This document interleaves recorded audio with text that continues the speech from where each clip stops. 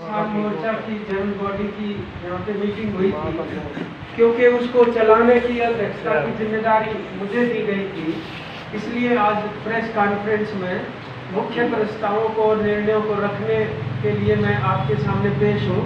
और मेरे जो साथी यहाँ पर बैठे हैं, एक एक करके वो अपनी बात जो है, बलदेव सिंह न्याल सिंह वाला जी हैं, सुरेश कोट हैं भाई, हमारे मंजीत राय जी हैं, हमारे साथी रवि आजाद हैं, हमारे साथी कुहाड़ हैं, अभिमन्यु कुहाड़ जी, गुरबख्श सिंह जी हैं।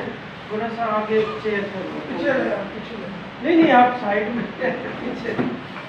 तो कुछ वो टिप्पणियां करेंगे, लेकिन एक बार मैं संक्षेप में आपके बीच में जो मुख्य निर्णय हैं उनकी जानकारी दे देता हूं। आप देख रहे हैं कि 22 तारीख से 22 जुलाई से लगातार किसान संसद जो है वो संसद मार्ग पे चल रही है, और कल हमने इसकी समीक्षा की। अब तक का जो उसका संचालन हुआ है उसके ऊपर कुछ टिप्पणियां हम रखेंगे। फिर 15 अगस्त को जो किसान मजदूर आज़ादी संग्राम दिवस मनाने का निर्णय लिया देश भर में, उसके ऊपर रखेंगे।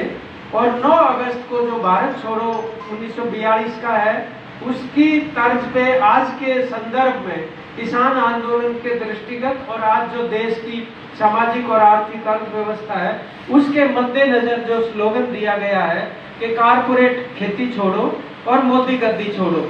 इसी प्रकार से 10 तारीख को जो तीज का एक सद्भाव का बहुत बड़ा सौहार्द का त्योहार है, उसको भी परंपरागत जो हमारा लोक त्योहार की तरह से पूरा बॉर्डरों के ऊपर भी जहाँ भी हमारे संघर्ष चल रहे हैं और टोलों के ऊपर भी मनाया जाएगा।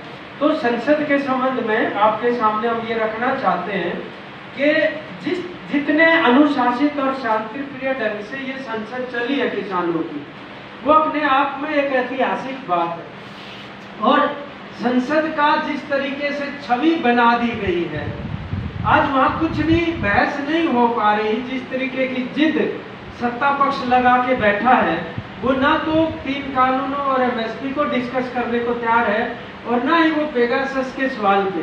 तो जहाँ वो ठप पड़ी है, वहीं पर जो किसान की संसद है वहाँ पूरी गंभीरता और तैयारी के साथ हमारे जो सांसद प्रतिनिधि आते हैं वहाँ पर, उन्होंने बिल्कुल एक एक करके पूरी गंभीरता के साथ जो 60 संशोधन पेश किए।